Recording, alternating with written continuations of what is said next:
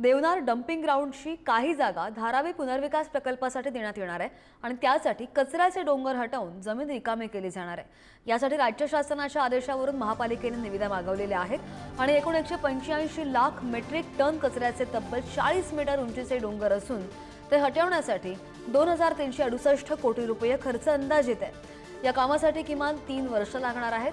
तर देवनार कचराभूमीची 125 एकर जागा सुद्धा या प्रकल्पासाठी देण्याचा निर्णय 6 महिन्यांपूर्वी घेण्यात आला। देवनार डम्पिंग ग्राउंड मधील 125 एकरची जागा आहे ती धारावी पुनर्विकास प्रकल्पासाठी देणार असल्याचं कळतंय। ही जी जागा आहे ती धारावीसाठी देणार असल्याचं कळतंय। आपण जर पाहिलं सध्या आपण देवनार डम्पिंग ग्राउंडच्या इकडेच आहोत।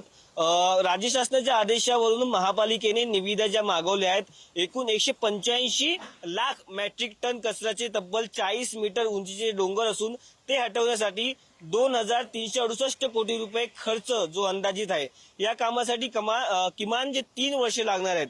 धारावीतील जे अपात्र रहिवासी आहेत त्यांना सामावून घेण्यासाठी मुंबईतील जे विविध ठिकाणांची जी जमीन आहे ती सरकार ताब्यात घेत आहे।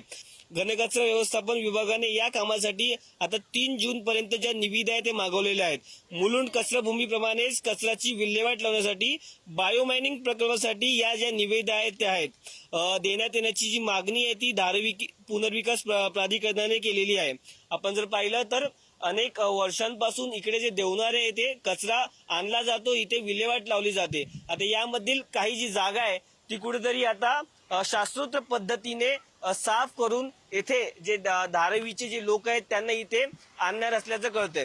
कॅमेरा पर्सन समीर सह मी पद्मेश पवार, पुढारी न्यूज, देवनार।